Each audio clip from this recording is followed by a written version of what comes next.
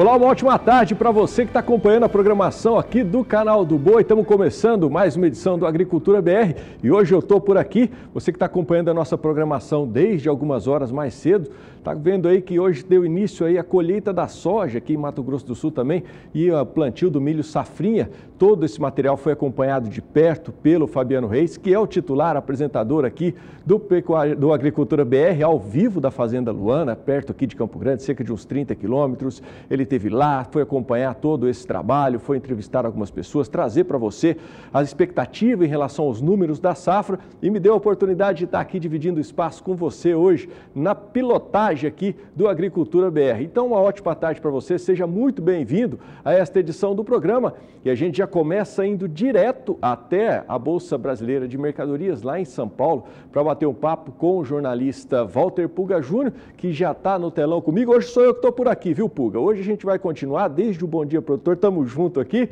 e a gente já falou sobre este assunto na manhã e a gente começa essa edição falando também sobre este assunto, que são as mudanças nas regras de financiamento para o crédito rural e também mudanças para a contratação no seguro rural. O que o governo objetiva com essas mudanças? Uma ótima tarde para você. Boa tarde a você, boa tarde a todos. Já falamos desse assunto de manhã, você lembrou bem, e é importante para o produtor rural ficar atento, em especial a essas mudanças que o governo propõe para financiamento de produção agrícola e também no seguro rural. O governo federal já estuda medidas para modificar o financiamento de todas as atividades no campo, seja para investimento, seja também para a produção e comercialização de produtos agropecuários. Estão em discussão alteração no crédito para a produção e revisão de todos os mecanismos de seguro para garantia de renda para quem planta. Esse é o objetivo da ministra Tereza Cristina. Mas ela não quer só isso, não. Ela quer participar, ou seja, ela quer ter um assento no Conselho Monetário Nacional. A ministra Tereza Cristina já sinalizou que quer essa mudança. Aliás, ela vai além. Ela já conversa sobre esse assunto com o presidente do Banco Central, William Goldfein, o atual presidente, e já com o presidente que vai substituir o William Goldfein, que é o Roberto Campos Neto, vai sucedê-lo agora. E também tem conversado sobre esse assunto com o vice-presidente de agronegócios do Banco do Brasil, o Ivandré Montiel da Silva.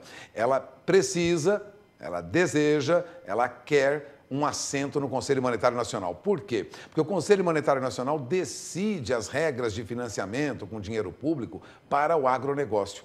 E o objetivo da ministra é poupar dinheiro destinado ao financiamento e investir em seguro. O governo tem uma visão muito clara de que é preciso passar parte desse financiamento do agronegócio para a iniciativa privada.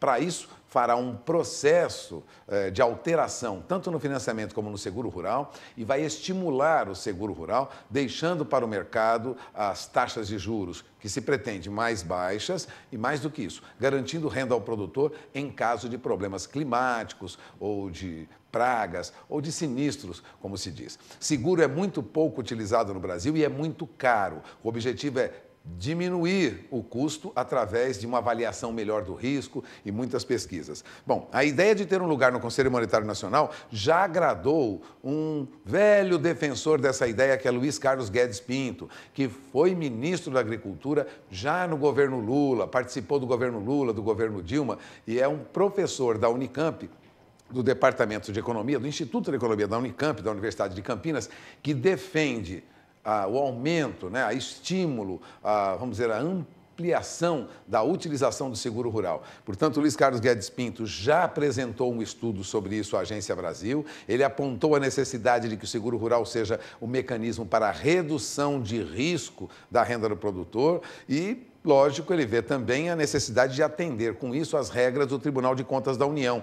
O objetivo é promover a universalização de acesso ao seguro, ou seja, o governo vai ajudar o produtor a fazer esse seguro, subsidiando parte do que deve ser pago, vai assegurar o papel do seguro rural como instrumento para a estabilidade da renda agropecuária, porque o objetivo do seguro é garantir a renda mínima para o produtor, e vai induzir o uso de tecnologia adequada, lógico, modernização de gestão, porque para ter o seguro é preciso ter uma gestão aprimorada na propriedade. O seguro avalia o risco a partir de uma boa gestão.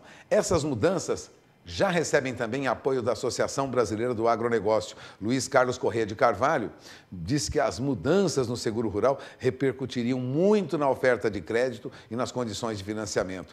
Segundo ele, é fundamental estimular o seguro agrícola, o seguro rural no Brasil. O ex-ministro Luiz Carlos Guedes Pinto disse que o crédito, na verdade, concedido hoje pelo governo, atende uma pequena parte dos produtores rurais, cerca de 500 mil produtores. São produtores que trabalham com grande quantidade, vamos lembrar, né? O financiamento rural, ele é destinado a quem trabalha com 86,5% da renda que é obtida no campo, mas nós temos aí quase 1 milhão de pequenos produtores com acesso aí ao programa de agricultura familiar e que detêm apenas 10% dessa renda do campo, mas que precisam muito desse seguro. Segundo ainda Luiz Carlos Guedes Pinto, que estudou profundamente a questão há muitos anos, já falou sobre isso, inclusive no canal do Boi em anos anteriores, o sistema de financiamento deixa descoberto no Brasil, financiamento agrícola hoje, deixa de fora quase 3 milhões de produtores rurais que vivem de atividades de subsistência e auferem da renda total do agronegócio apenas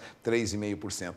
É o produtor mais vulnerável, viu, Adriano? Por isso é muito importante esse estudo, essa proposta do governo. Parece avançar agora mudanças no financiamento e vou destacar mudanças que facilitem o seguro rural. Agora, eu aproveito que você me chamou, Adriano, e já vamos falar de dólar, porque o dólar desabou, como nós tínhamos comentado, eu e você pela manhã, o dólar já arrasou fundo, chegou a cair hoje para a faixa de R$ 3,65, caiu quase 1,90%, e de outro lado, a Bolsa subia, né? As ações da Vale operavam em alta, agora há pouco as ações da Vale tinham uma alta acentuada, chegavam a operar aí, as ações da Vale operavam com alta de 0,84%, depois de subirem mais de 9% ontem, quarta-feira. Então nós temos aí uma recuperação no valor dos papéis da Vale, empresa que por conta de Brumadinho teve uma derrocada no valor das suas ações na segunda-feira, uma queda de 25%. Essa recuperação, no entanto, não traz de volta os valores dos papéis na semana passada.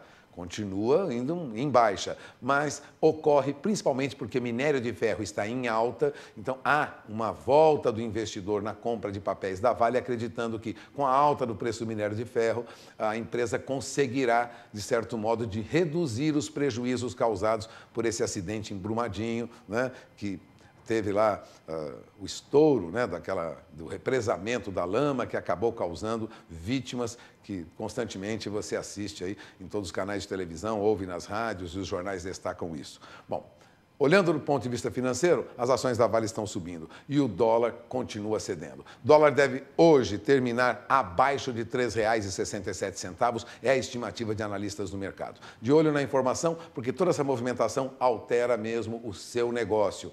Adriano, eu paro por aqui, volto para você em Campo Grande.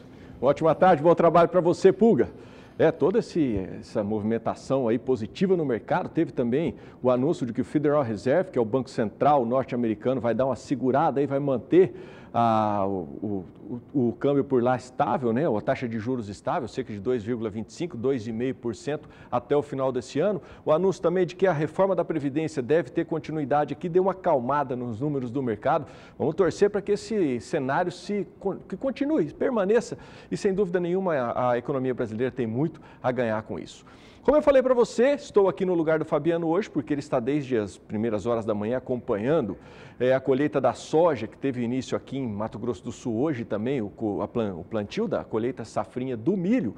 E durante a participação dele lá, ele bateu um papo com o Jaime Verruc, que é o secretário da Semagro aqui, justamente sobre esses assuntos. A expectativa sobre colheita e também como que deve comportar essa questão do milho e os juros para a produção brasileira. Eu quero chamar você agora para acompanhar com a gente a matéria que o Fabiano já produziu nesta manhã e encaminhou para que você pudesse conferir aqui no Agricultura BR. Primeiro, é uma situação preocupante, porque o Ministério da Economia está fazendo uma conta e que não deixa de ser correta, sob o ponto de vista estritamente monetário, quando a gente avalia a possibilidade de comparar uma taxa de juros vigente na agricultura em relação à vigente no mercado brasileiro. O problema é que a estrutura bancária brasileira é inadequada e os juros praticados no Brasil são inadequados, por uma série de motivos, uma questão de déficit do governo, por uma questão de estrutura de concorrência bancária. Então, os juros praticados no Brasil, eles não são compatíveis com a atividade do agro. Então, quando nós comparamos esse mesmo juro praticado no mercado internacional, nós percebemos que a agricultura brasileira já paga um juro condizente com a sua atividade. Então, essa é uma questão importante. Hoje nós estamos numa fase de agricultura investindo em tecnologia, a manutenção da agricultura brasileira. Veja o seguinte, hoje 50% do crédito ele já não vem através do mercado financeiro, ele vem através das trades que fazem o financiamento da agricultura. E 50% é financiado através do sistema bancário existente. Então a nossa preocupação é que tenha uma definição do Plano Safra e aí nós voltamos àquela velha discussão da política agrícola brasileira. Nós precisamos ter uma política de longo prazo. O produtor não tem como fazer investimentos de longo prazo preocupado se aquele juro é adequado ou não. Então, nós precisamos retornar. Nós estamos falando essencialmente de juros de custeio. Vai existir a manutenção dos fundos constitucionais, os juros para investimento, mas o BNDES também está mudando a sua política de investimento. Então, hoje, a grande preocupação, e a ministra tem essa preocupação, eu não sei o quanto nós vamos ter possibilidade, junto ao Ministério da Economia, de alterar isso, mas é necessário. Se nós quisermos que a agricultura brasileira mantenha o posicionamento competitivo e estratégico que nós precisamos hoje, essa questão do juro tem que ser avaliada. Nós temos que aceitar que nós tenhamos uma compensação, um subsídio, vamos chamar assim, da taxa de juros brasileira para a agricultura. Não há outra forma de a gente manter isso no longo prazo. Secretário, quando a gente fala de subsídio, é ter uma taxa de juros que seja, como você disse, compatível ao cenário internacional. O que é produzido no Brasil, ele ganha o mundo e aí compete com taxas norte-americanas. A taxa norte-americana para o público em geral é inferior a 1%, é na casa de 1%. A taxa de juros para produtores ainda é um pouco mais baixa. Quando a gente fala desses números, né, é importante observar que quando a gente fala de balanço comercial no Brasil, quando fala daquilo que é exportado, e aí tem uma participação no PIB muito importante, o agronegócio, e aqui nós estamos falando de soja, complexo soja é o principal item que se coloca nesse mercado. Hoje, o que pode ser discutido e até pensando em soluções. Monetariamente, o Ministério da Economia está atuando de uma maneira. Então, de soluções, novos investimentos, abertura para investidores internacionais, hoje se tem alguma possibilidade de uma situação como essa? Não, acredito que sim. Primeiro é destacar exatamente no complexo soja, o Brasil hoje é o principal player mundial. Essa é uma questão fundamental. Os Estados Unidos aí fez algumas negociações com a China, o Brasil não tem como alterar essa situação. Nós não temos mercado interno para o nosso produto, nós somos um grande player internacional e precisamos se manter competitivo. E na questão do juros já existem algumas alternativas sendo pensadas. A primeira é realmente criar papéis para financiar a agricultura através do sistema bancário tradicional. Na verdade, nós temos que sair dos bancos oficiais, que os bancos oficiais têm um papel importante, mas nós temos que fazer com que os bancos privados entrem numa maior participação de financiamento da agricultura, através da criação de papéis específicos para a agricultura. Normalmente, essa participação dos bancos privados, vamos chamar, é muito marginal no processo de financiamento. E também outra discussão importante que poderia minimizar muito a questão dos juros é a questão do seguro. Eu acho que nós temos aí o seguro faturamento na safra. Aqui no Mato Grosso do Sul, por exemplo, tem 50 produtores já usando esse seguro, mas eu acho que se a gente conseguir colocar uma estrutura de seguro adequado para o agricultor brasileiro, que também depende das condições de mercado, não é governo que tem que fazer isso, nós temos que criar as condições para que o setor privado financeiro consiga fazer essa questão de seguro, nós conseguimos diminuir e amenizar um pouco essa situação. Então, assim, é um debate que vai ser um debate ainda muito forte para frente, né? O produtor brasileiro está capitalizado, isso é uma questão positiva, quer dizer, ele tem uma dependência de crédito menor do que ele tinha nos períodos anteriores, isso é um fator positivo. Então nós temos que avançar tentando, e é isso que o Ministério da Economia quer, nós temos que avançar no financiamento da agricultura através do setor privado e depender menos do governo. Mas para isso nós precisamos de mecanismos adequados de médio e longo prazo. No Brasil nós temos uma tradição dos bancos oficiais, principalmente o Banco do Brasil, é inegável, aí sempre tem participação de BNDES e agora um pouco mais a Caixa Econômica no financiamento de safra. Recentemente, bancos privados têm atuado de uma maneira um pouco maior, bancos cooperativos também.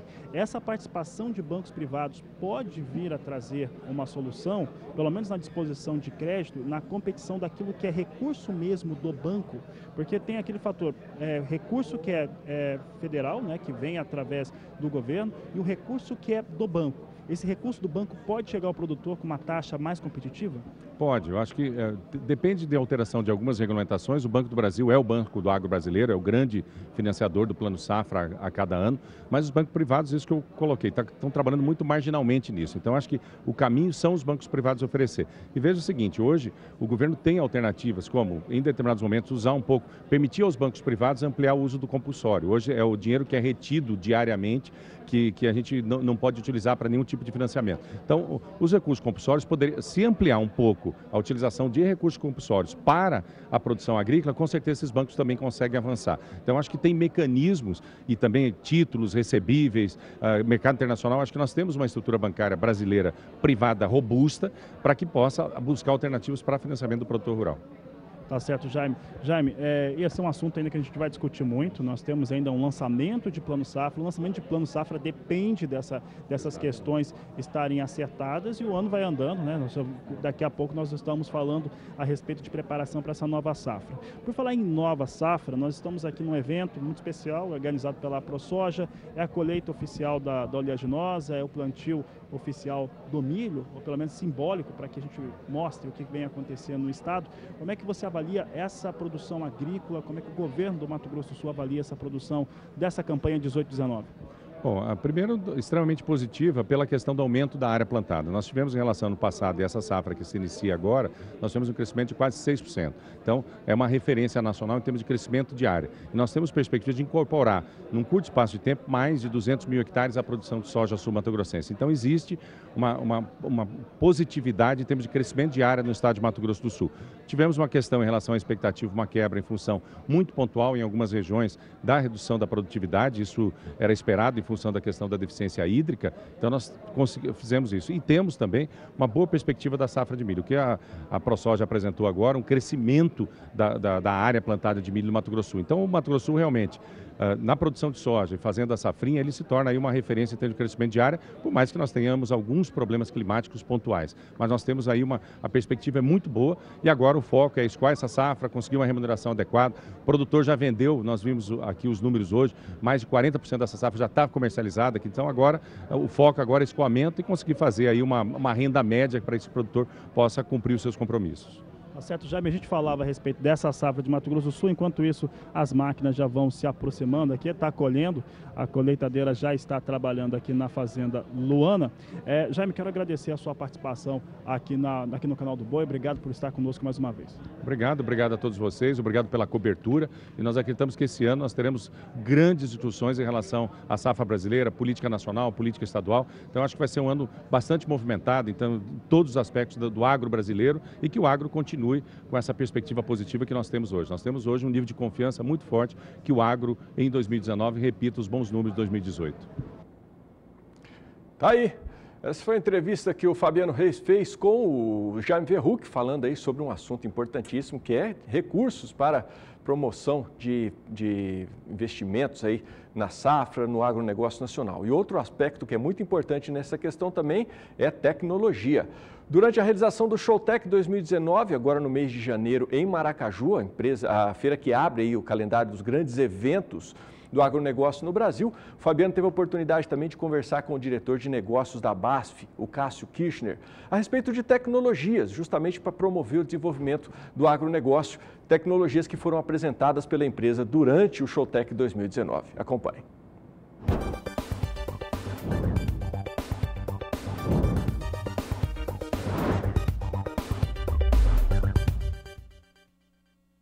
Showtech 2019 sempre traz produtores rurais com os mais variados perfis. Cássio, ali você tem produtores com pequenas áreas médias, grandes áreas. O que a BASF tem apresentado nessa edição 2019? Seja bem-vindo. Primeiramente, muito obrigado aí pela oportunidade de estar falando com vocês aqui no canal do Boi. Muito obrigado aos ouvintes, né, que estão nos ouvindo aqui agora. A BASF sempre participou do Showtech. São vários anos aí, desde a primeira edição ela participou, né? E todo ano ela tem trazido novidades para o agricultor da região e de todo o Brasil. Aqui no Showtech especificamente, esse ano a gente está trazendo como novidade, a BASF passa a ser uma empresa de solução, né? Ela anteriormente era uma empresa única, exclusivamente voltada com agroquímicos, só com crop protection, proteção de plantas, né?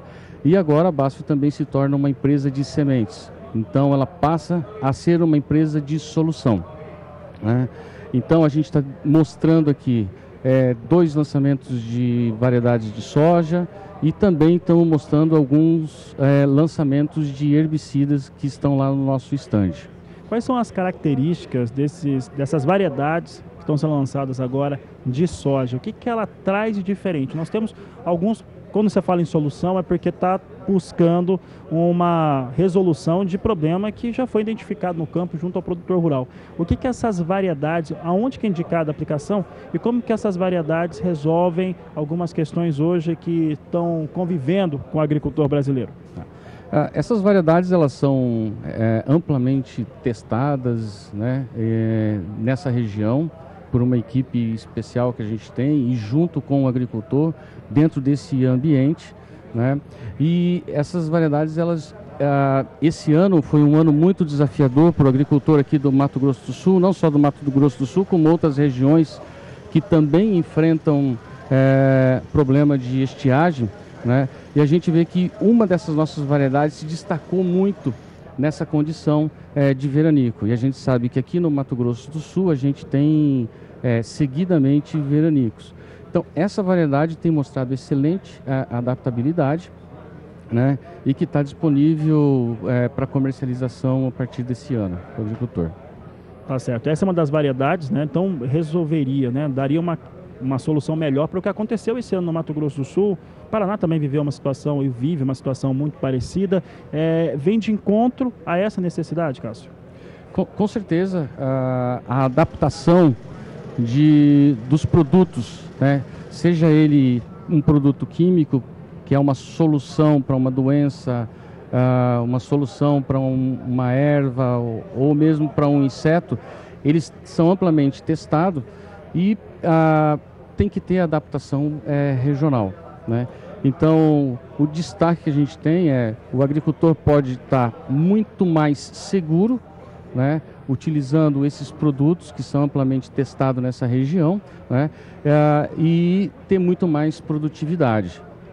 Tá certo. Cássio, antes da gente encerrar, gostaria que você colocasse seu entendimento aqui, da BASF, aqui, que está presente no Showtech. Como é que está a feira para vocês? Como é que vocês estão avaliando essa edição 2019? Vocês que estão desde a primeira edição por aqui na Fundação MS. Tirando aí o calor aí que a gente está vivendo aqui na região aqui do Mato Grosso do Sul, né? A edição, todas as edições, elas vêm num crescente. A gente vê que o público também é bastante condizente com o investimento que a gente faz.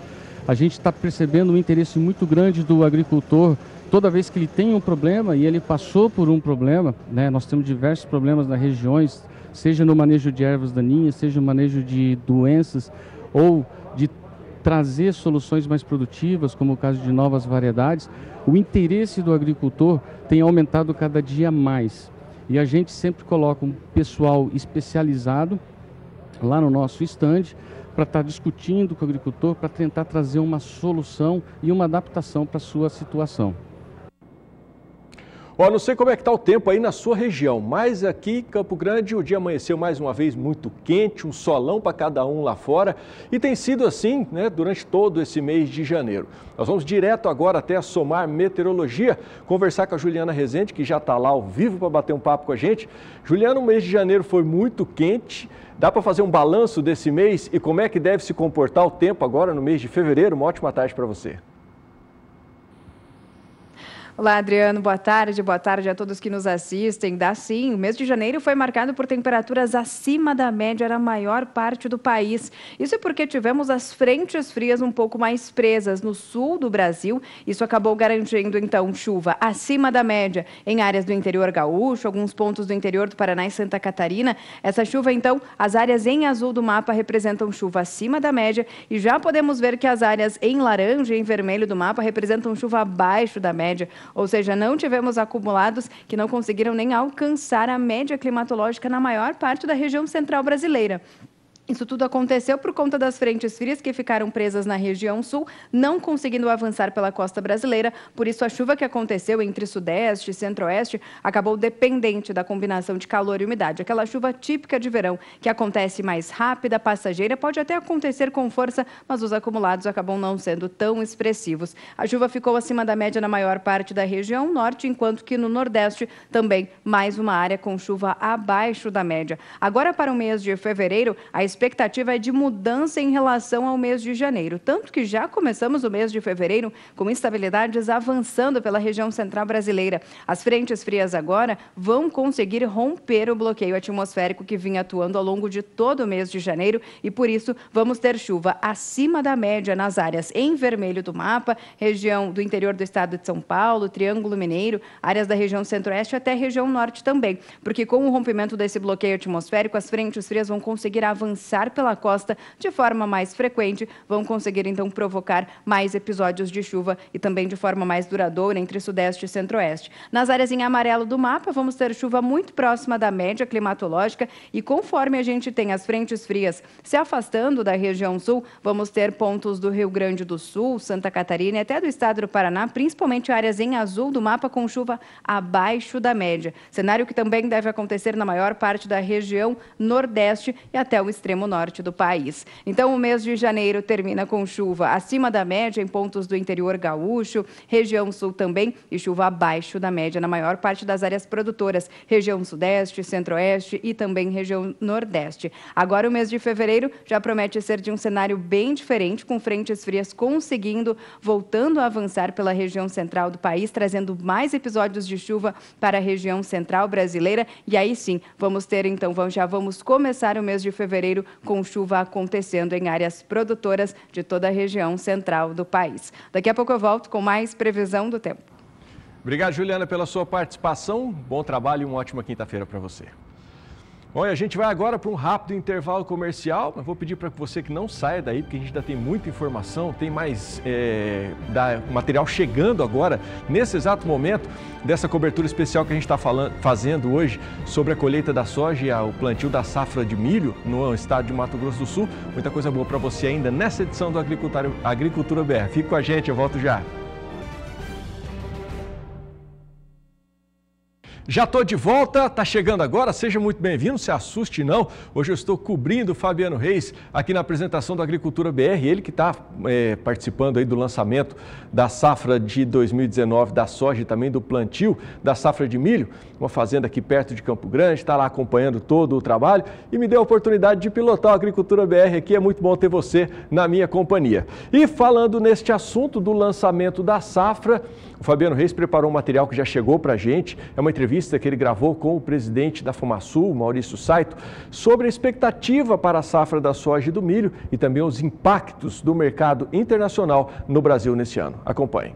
Mato Grosso do Sul começa um ano de 2019 de uma maneira diferente. Nós temos expectativas muito boas em relação aos fatores do Estado, uma organização bastante interessante. E na agricultura, principalmente, um ano que começa com uma certa quebra da soja, tem uma redução por conta da produtividade, o calor, a falta de chuva, mas com uma expectativa de uma produção maior de milho também. Como é que você está vendo esse cenário agrícola para o Estado de Mato Grosso do Sul nessa safra 18-19?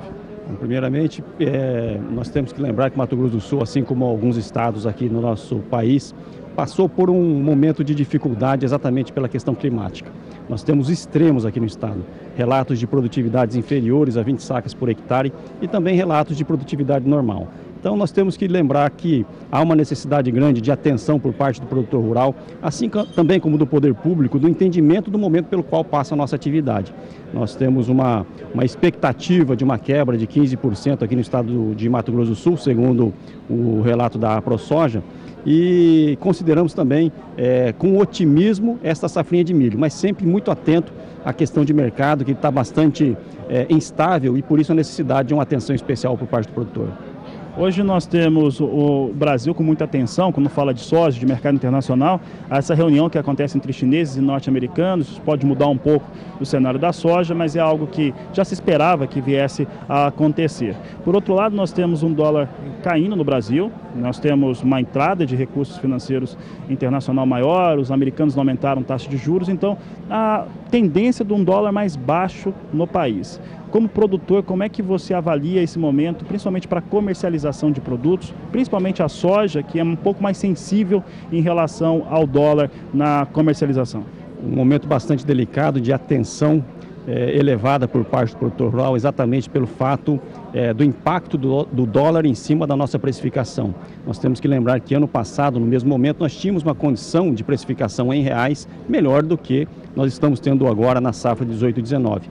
Mas acredito, mais uma vez, que há um sentimento de otimismo por parte do produtor rural, e não só enquanto setor produtivo, mas também como cidadão brasileiro, de uma perspectiva melhor dado a mudança de governo federal. E aí, pedir a atenção do produtor para essa nova realidade, principalmente com essa questão da dolarização, que traz um impacto direto ao produtor de soja, que é uma menor precificação em real do nosso produto.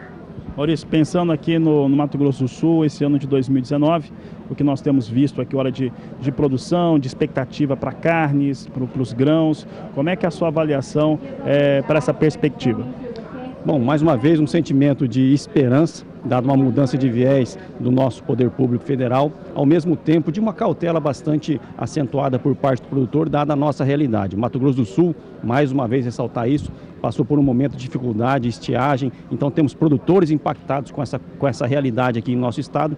Assim, da mesma maneira, com uma expectativa otimista em relação ao plantio de milho, com uma preocupação com a questão climática. Por isso, uma atenção por parte do produtor no ano de 2018-19. E a gente volta a falar agora sobre o material que nós produzimos durante o Showtech 2019. Lembrando que o Canal do Boi, né, que é o Sistema Brasileiro do Agronegócio, foi a mídia oficial desse evento. Então nos deu a oportunidade aí de produzir um amplo material para divulgar para vocês aqui, trazer para você, tanto aqui no Agricultura BR, como também outros programas aqui do Sistema Brasileiro do Agronegócio, tudo que foi destaque, as principais informações, as tecnologias que chamaram a atenção do produtor durante o Showtech 2019. E agora eu vou chamar mais uma vez a participação do Fabiano, que bateu um papo com o gerente regional de milho da Bayer, o Evanil Rondon, sobre a preparação justamente do milho safrinha.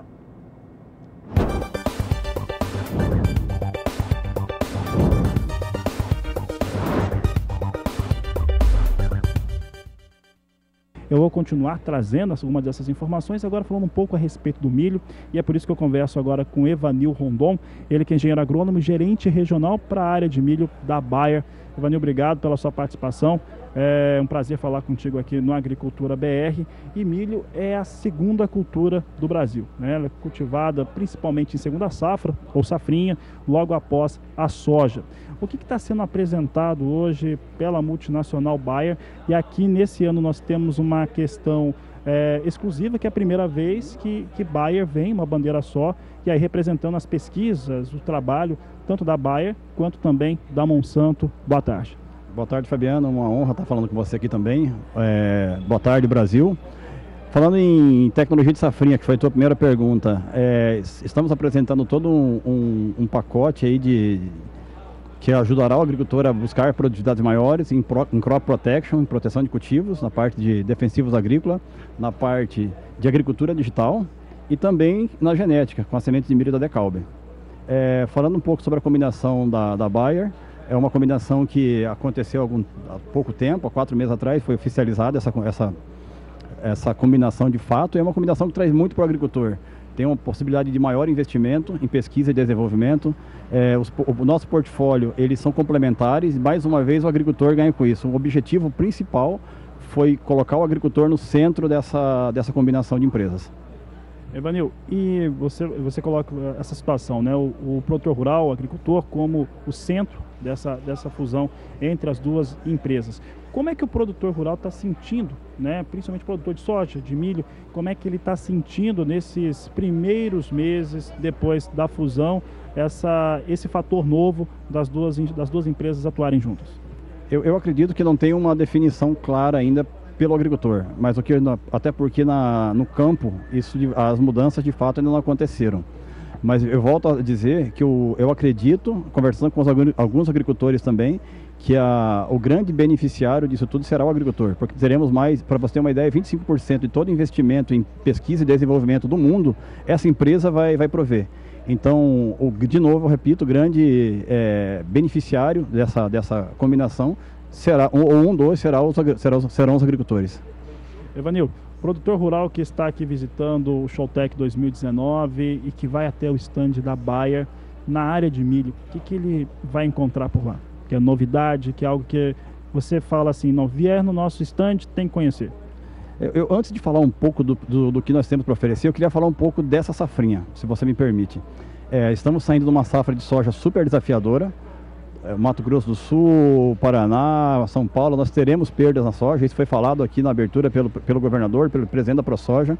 Estima-se uma perda de entre 10% a 12% na soja. E eu vejo a safrinha como uma maneira de recuperar essas perdas.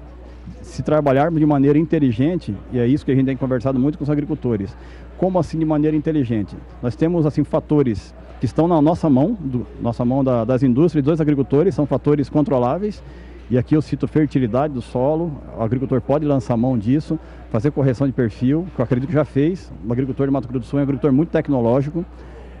Investimento em proteção de cultivos, aí eu falo em planta daninha, em doenças fúngicas, pragas e genética. Nós temos que escolher sim os melhores híbridos. Então esse é o fator controlável. O fator que nós não controlamos, mas a gente tem que pelo menos entender a tendência do próximo ano, é o clima.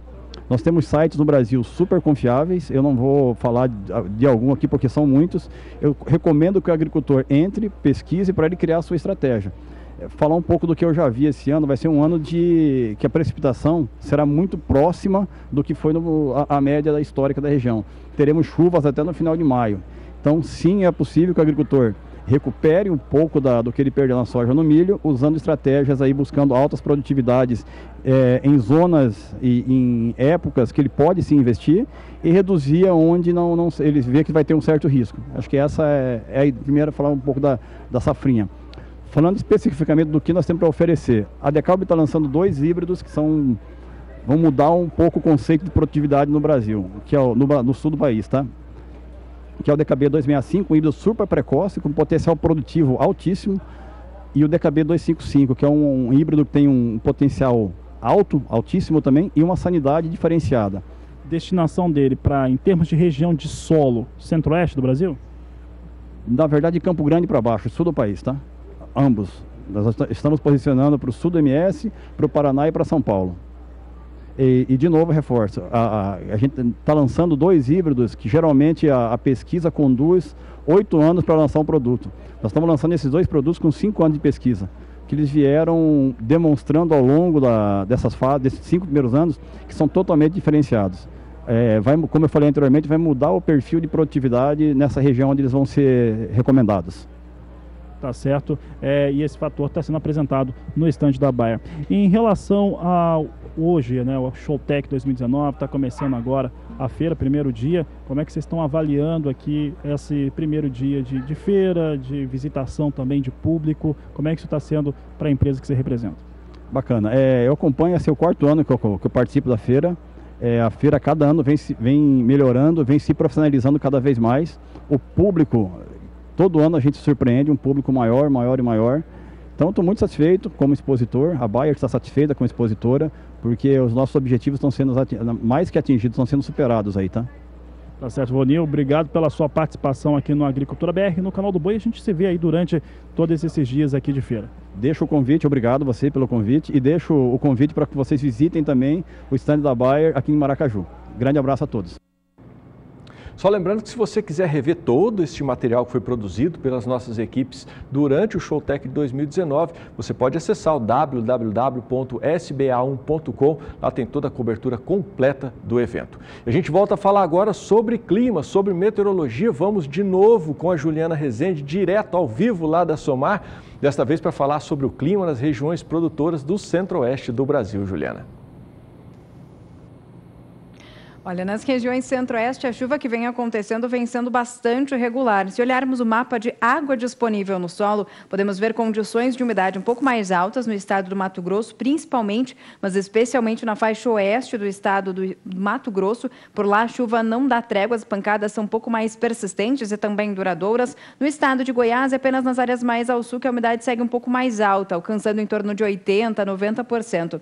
No Mato Grosso do Sul, a irregularidade das chuvas e até alguns períodos de tempo mais seco que tivemos nos últimos períodos ainda favoreceram para a diminuição dos índices de umidade do solo. Para os próximos dias, tem previsão de chuva nos 3 estados. Pancadas ainda que vão ser típicas de verão, dependentes da combinação de calor e umidade. É por isso que a chuva não deve garantir acumulados tão elevados. Principalmente no estado de Goiás, os acumulados vão seguir mais baixos até pelo menos dia 5 de fevereiro. A expectativa é de pancadas fracas, isoladas e bem mal distribuídas no estado goiano. No Mato Grosso do Sul, aos poucos, a chuva ganha um pouco mais de intensidade, se espalha entre áreas mais ao sul e região central do estado. E no Mato Grosso, a chuva ainda segue concentrada no oeste e norte do estado, enquanto que nas demais áreas as pancadas ainda seguem bastante irregulares. Aos poucos, esse cenário muda. Entre os dias 6 e 10 de fevereiro, vamos ter a atuação de um novo corredor de umidade que se forma entre Mato Grosso e o estado de Goiás e ajuda a garantir as pancadas de chuva mais persistentes, principalmente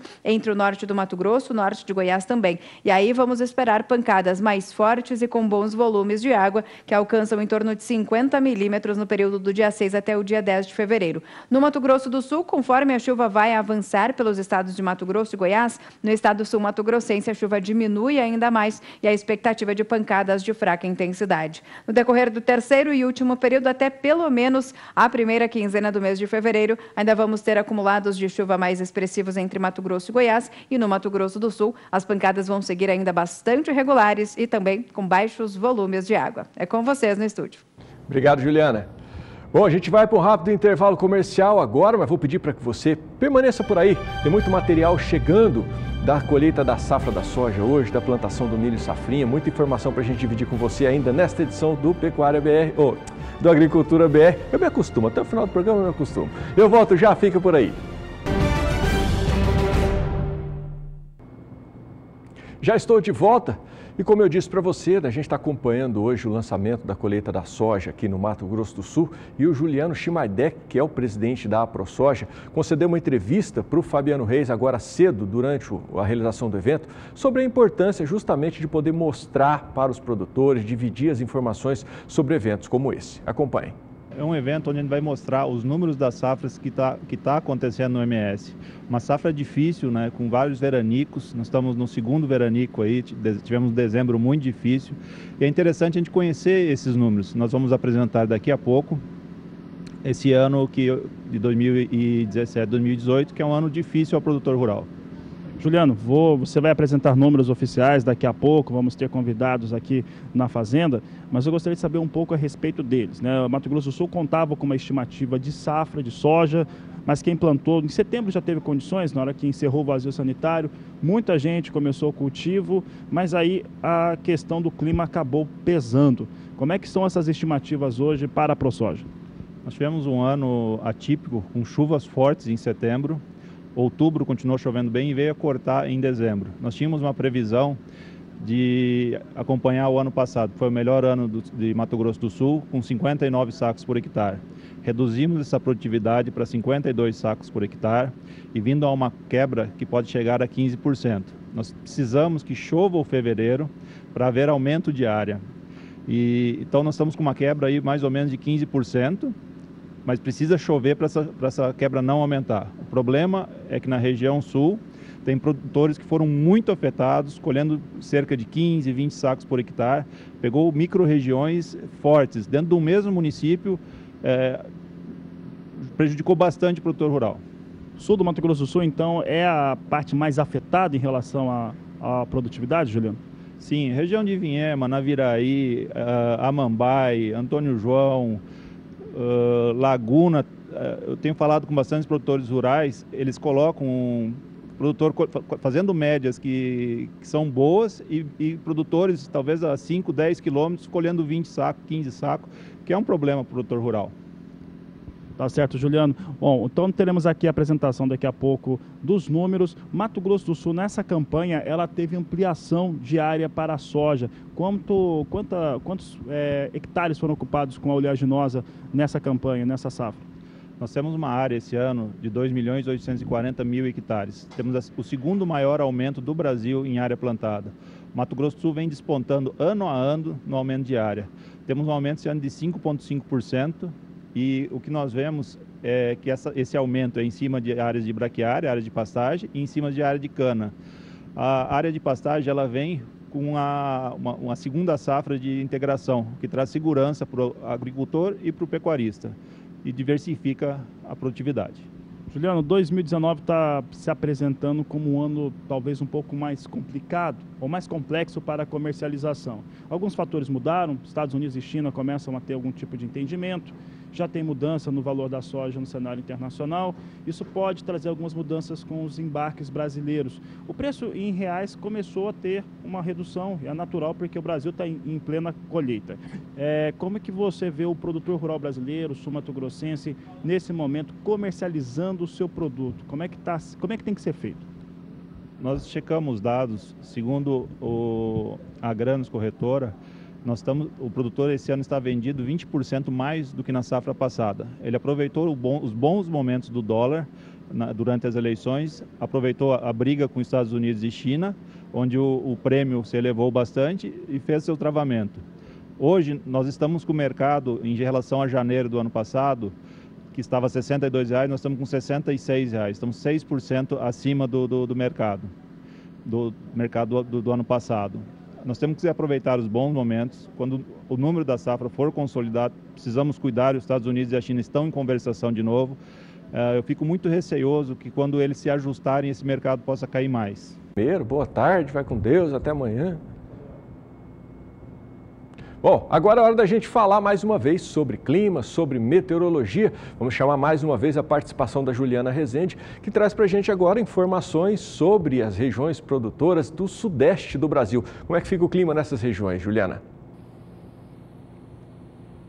Olha, no Sudeste, a expectativa de instabilidades já avançando neste final de semana. Uma nova frente fria vai conseguir avançar pela costa do Brasil e vai avançar, então, pelo estado de São Paulo, trazendo mais instabilidades. Agora, as condições de umidade do solo na região Sudeste seguem um pouco mais elevadas entre São Paulo, metade sul mineira, enquanto que nas áreas mais ao norte da região, o cenário segue de tempo mais firme e também de déficit hídrico no solo. Para os próximos dias, a tendência de chuva voltando a ganhar intensidade, principalmente na faixa leste do estado de São Paulo. Os acumulados de chuva vão seguir elevados, com a chegada de uma nova frente fria já nesses próximos dias, por isso tem previsão de pancadas de forte intensidade, temporais e volume de água de até 50 milímetros. A expectativa é de instabilidades também avançando por grande parte da região.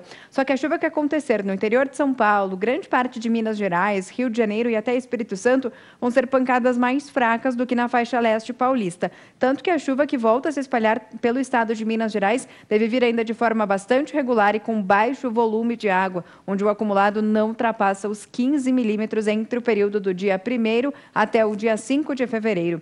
A partir do dia 6, tem previsão de chuva voltando a avançar principalmente pelo norte da região sudeste. As instabilidades, então, vão enfraquecer o bloqueio atmosférico que vinha atuando, vinha mantendo as temperaturas cada vez mais elevadas e a expectativa, então, agora para o período do dia 6 até o dia 10 é de chuvas se espalhando entre Minas Gerais, Espírito Santo e Rio de Janeiro.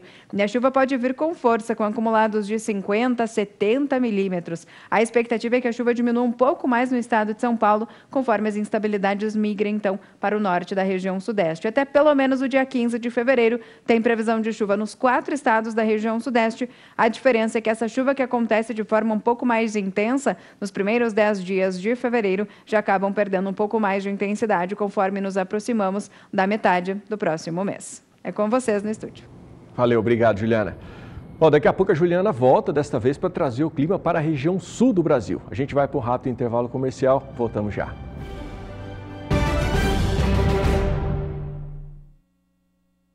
Já estou de volta e agora é hora da gente saber informações sobre a Dinapec, um evento que será realizado aqui em fevereiro, agora no mês de fevereiro, realizado pela Embrapa. E o Fabiano Reis bateu um papo nesta manhã também com o Ronei Robson Mamed, que é o presidente da Embrapa Gado de Corte, sobre este assunto, sobre a Dinapec, e traz para você mais detalhes. A nossa expectativa, primeiramente, bom dia também àqueles que nos ouvem. É um prazer muito grande estar aqui conversando com vocês sobre a Dinapec, a Dinâmica Agropecuária, este que é o principal evento de transferência de tecnologia, que é coordenado pela Embrapa Gado de Corte, juntamente com os seus parceiros, inclusive FamaSul, na condição de co-realizadora do evento. Entre os dias 20 e 22, estamos aguardando os produtores, técnicos, estudantes e a sociedade de uma forma geral, para poder apresentar a vocês o que temos de melhor em tecnologias voltadas ao agronegócio. Nós temos ali, a Dinapec, ela é organizada por meio de oficinas e roteiros tecnológicos. São 3 dias de evento, onde o próprio nome do evento, ele já nos mostra o formato dele, né? Dinâmica Agropecuária. A ideia é que os visitantes possam ver a campo de uma forma prática, possam interagir com técnicos, com os nossos pesquisadores, para que possam conhecer o que temos de melhor em sistemas de produção agropecuários, também materiais forrageiros. Inclusive temos um material, Estilosantes Bela, que estará sendo lançado na edição deste ano.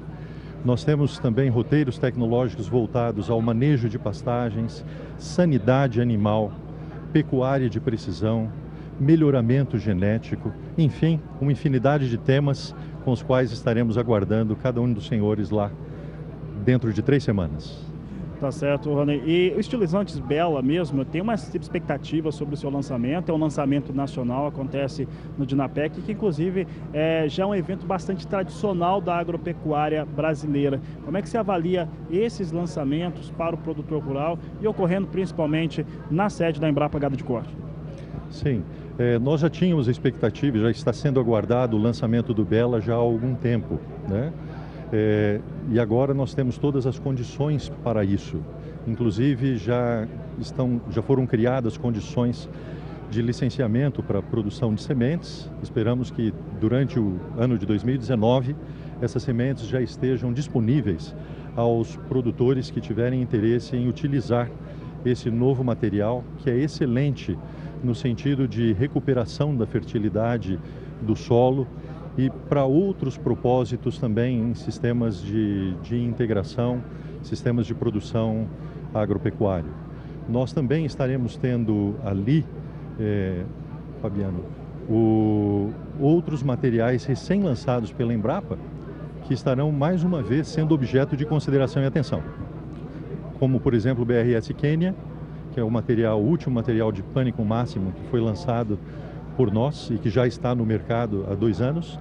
Também o BRS Ipiporã, ambos materiais que têm demonstrado excelentes resultados para aqueles produtores que já os estão utilizando a campo. Ronei, uma das coisas que a gente sempre acompanha na Embrapa são aqueles roteiros tecnológicos. É uma oportunidade de você ver de perto os experimentos, as parcelas, aonde foi aplicado, aonde não foi aplicado. Essa questão de ter esse contato é muito importante para o produtor rural e também para os estudantes acadêmicos que visitam a Embrapa durante o evento, não é isso? Sim, eu acho que esse é um dos principais diferenciais da Dinapec. É esse contato direto com os técnicos, com os pesquisadores, e você estar observando essa tecnologia em loco, ao ar livre, no campo, podendo ver os materiais, podendo tocá-los. Essa interação, ela cria uma dinâmica toda especial, torna esse processo de transferência de conhecimento e de absorção deste conhecimento muito mais agradável, produtivo, onde o conhecimento ele se sedimenta de uma forma muito mais sólida a partir de uma experiência assim. Eu acho que é uma tendência, né, nós termos cada vez mais nas feiras agropecuárias esse tipo de formato, né? É um formato que já há 14 anos vem funcionando ali na Dinapec, ela tem crescido a cada ano e nós esperamos não abrir mão dele, né? Na verdade, irmos aperfeiçoando para que essa interação, técnicos, pesquisadores, produtores, estudantes, ela possa se dar de uma forma muito mais intensa, né? Com resultados muito úteis e importantes para ambos os lados. Porque no mesmo momento em que nós estamos levando conhecimento, nós também adquirimos conhecimento e informações que retroalimentam os nossos processos de pesquisa. E isso para a Embrapa é muito importante. Para encerrar, a Embrapa ela organiza, cedia o Dinapec, mas tem também convidados muito especiais que são instituições que participam, que apresentam experimentos, que fazem parte desse grande evento da agropecuária que é o Dinapec. Ontem mesmo eu conversava com a representante do Senar, que falava a respeito da participação do Senar no evento. Quem que participa com a Embrapa durante o Dinapec 2019? Nós temos a FamaSul, o Sistema FamaSul, que é co-realizador do evento juntamente conosco. Nós temos instituições parceiras aqui no estado, como a Agraer, nós temos as fundações, Fundação MS, Fundação Chapadão, nós temos o próprio Senar, como você já mencionou, nós temos também diversas unidades da Embrapa, não apenas as que estão aqui no estado, mas unidades localizadas em outras regiões do Brasil, que também participam conosco e trazem as tecnologias com as quais elas trabalham para apresentá-las aos produtores. E temos também parceiros privados. A Unipasto, que é parceira da Embrapa de longa data nos programas de melhoramento genético vegetal, é uma presença constante juntamente conosco. Muito do que é feito ali na Dinapec, nós contamos sempre com a participação e a colaboração da Unipasto, que é a Associação de Produtores de Sementes de Forrageiras, e de seus associados. Nós temos a Coima, que também é uma parceira Embrapa no desenvolvimento de tecnologias, e diversos outros que estarão conosco. Estes são aqueles que têm estado historicamente participando conosco já há vários anos, mas temos parceiros novos que estão chegando dentro de um novo formato na área de mecanização, agropecuária, assistência técnica, empresas também na área de nutrição animal que estarão conosco este ano. E então convidamos a todos a estarem lá conosco e prestigiarmos juntos todo este trabalho que tem sido feito em prol do agronegócio brasileiro. Lembrando que a Dinapec, que vai ser realizada entre os dias 20 e 22 de fevereiro, além dos roteiros, como foi mencionado aí pelo Fabiano, vai contar também com oficinas práticas e muitas outras ações. E o SBA vai estar presente, trazendo para você tudo que for destaque nesta feira, fazendo uma cobertura muito bacana, como a gente sempre faz aqui nos grandes eventos relacionados ao agronegócio do Brasil. Você poderá acompanhar tanto aqui no Agricultura BR, bem como no Bom Dia Produtor e ao longo de toda a programação aqui do Sistema Brasileiro do Agronegócio. Mais informações sobre o Dinapec 2019. Vou para mais um intervalo comercial e, como eu disse, daqui a pouco tem previsão do tempo para a região produtora, parte sul do Brasil. Fique ligado, daqui a pouco eu estou de volta.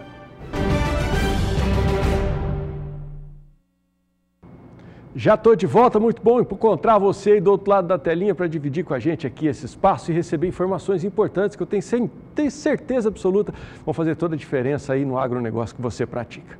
E, como eu disse, a gente está desde as primeiras horas da manhã, né? Por isso eu estou aqui. O Fabiano está acompanhando aí o início da colheita da soja aqui em Mato Grosso do Sul. E ele aproveitou e bateu um papo também com o André Dobache, que é diretor financeiro da Fundação MS, sobre a expectativa para essa safra, o que tem de novidades. Acompanhe na entrevista que foi feita agora há pouquinho, acabou de chegar o material para a gente, quase que ao vivo, direto lá da Fazenda Luana, aqui pertinho de Campo Grande. Se a gente fizer um comparativo entre a safra 17, 18, 19, o que aconteceu? 17 e 18, a gente teve uma demora no início das chuvas e consequente estabilização do volume de chuva. Então, o produtor experimentou setembro seco, outubro relativamente seco para normalização de chuvas em novembro.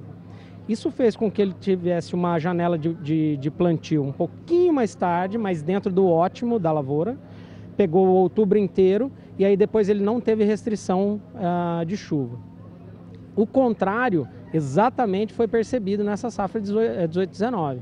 A gente teve um volume de chuva expressivo em setembro, abriu uma janela de plantio para aquele produtor que quis antecipar a semeadura ele antecipou alguma coisa parecida com 20% da área dele.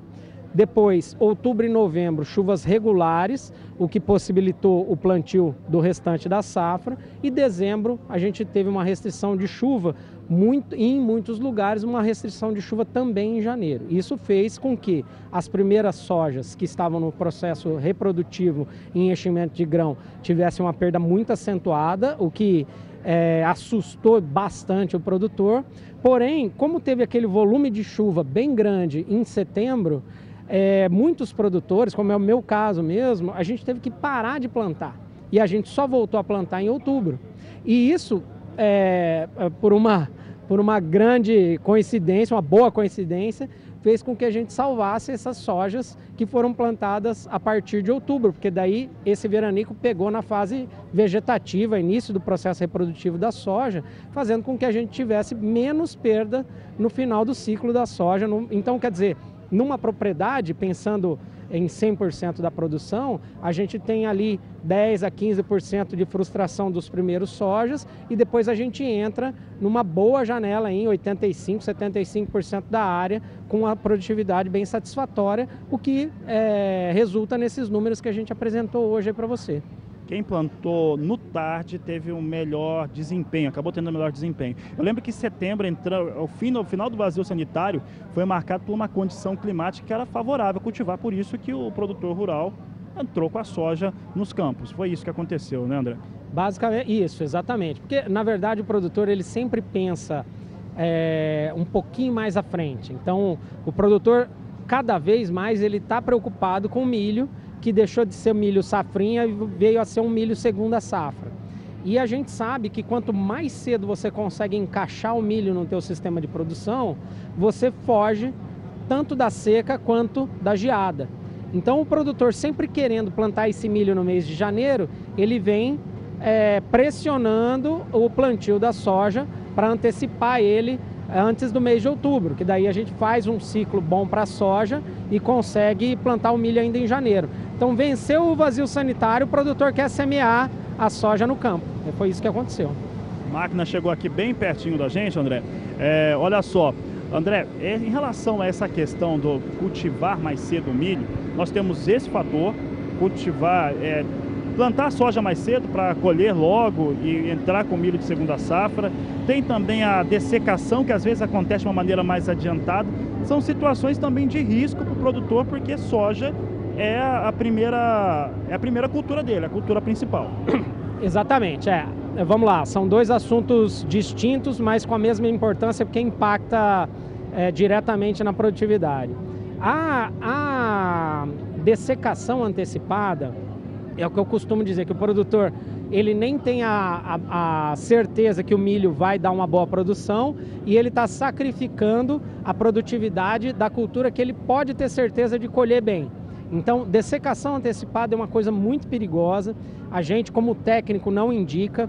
Como produtor, eu não adoto. Então, dessecação é importante, precisa ser feita para padronizar a lavoura, para pegar uma daninha ou outra que esteja em fase inicial que a gente consiga dessecar ela, mas ela precisa ser feita a partir de R7.3, que é no final da maturação dos grãos, onde o grão realmente não está mais dependente daquela planta. Agora, o plantio antecipado, ele é uma prática até saudável quando você compõe uma matriz de plantio dentro da fazenda. A gente não pode ter só um tipo de hábito de soja, a gente não pode ter só uma soja de ciclo mais longo, nem uma só de ciclo mais curto. A gente precisa compor porções da lavoura com vários tipos de soja. E isso daí fatalmente vai acarretar numa lavoura de ciclo mais curto, que você vai colocar ela logo no começo, na primeira época de plantio, visando colher ela mais cedo e plantar um milho safrinha também mais cedo. O produtor ele precisa estar atento a quais variedades são mais adaptadas para isso, quais variedades têm um ciclo mais adequado para se desenvolver logo e livrar o produtor do risco, e tomar o cuidado de não avançar muito nessa proporção de soja antecipado, fazendo um mix que consiga dar segurança para ele. Num caso de veranico, como a gente experimentou esse ano, ele ainda tem todo o restante da lavoura para ter bons resultados ainda. Aí todas as informações obtidas com exclusividade pelo Sistema Brasileiro do Agronegócio, você acompanhando aqui no Agricultura BR sobre esse grande evento que foi realizado hoje cedo aqui, marcando aí o início da colheita da soja e também a plantação da safra de milho, a safrinha de milho de 2019. E agora a gente volta até a Somar Meteorologia, vamos trazer mais uma vez a participação da Juliana aqui, desta vez para falar sobre o clima previsto aí para a região sul do Brasil. Bom, tivemos um janeiro com chuva em excesso em alguns pontos do interior gaúcho, interior até de Santa Catarina e do Paraná. Agora as condições de umidade do solo seguem ainda elevadas nos 3 estados, com índices que variam de 70% até 80%. No decorrer dos próximos dias, tem previsão de chuva, mas as instabilidades vão perder intensidade gradualmente. Agora tem uma frente fria atuando no sul do Brasil, que nos próximos dias vai avançar pela costa da região sudeste. Conforme esse sistema se afasta da região sul, as instabilidades perdem força, como é o caso do interior gaúcho. Os acumulados de chuva até o dia 5 de fevereiro ficam baixos na maior parte do Rio Grande do Sul, variando de 15 a 30 milímetros. A chuva ganha mais intensidade entre o leste catarinense e também do Paraná. Nessas áreas, sim, por influência da frente fria, tem previsão de acumulados elevados de até 70 milímetros. E aí a chuva vem com força, em forma de temporais, rajadas de vento e também queda de granizo. Para as próximas semanas, a expectativa entre os dias 6 e 10 de fevereiro é de instabilidades diminuindo cada vez mais na região sul. Essas pancadas que aconteceram são aquelas pancadas típicas de verão, irregulares, que são dependentes da combinação de calor e umidade e também com baixo volume de água. O acumulado não ultrapassa os 15 milímetros, até pelo menos o dia 11 e 15 de fevereiro. A chuva ainda vai seguir atuando nos 3 estados, mas ainda com baixos acumulados na maior parte do sul do país. Hoje eu encerro por aqui a minha participação. Amanhã volto com mais previsão do tempo. Até amanhã. Uma boa tarde a todos. Boa tarde, Juliano. Uma ótima quinta-feira para você. E por aqui a gente segue para mais um intervalo comercial. Fique por aí, a gente volta já.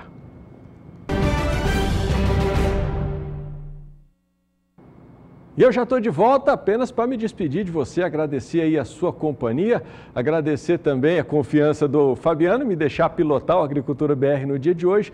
Lembrando que todo esse material que foi produzido pelo Sistema Brasileiro do Agronegócio, no lançamento da colheita da soja e também da plantação do milho safrinha, no dia de hoje aqui no Mato Grosso do Sul, vai estar disponível para você que quiser acompanhar através do sba1.com e também no Facebook aqui do Agricultura BR. Daqui a pouquinho o pessoal já está abastecendo lá a página e você vai ter todas as informações. Agradeço demais a sua companhia, desejo uma excelente tarde e até amanhã.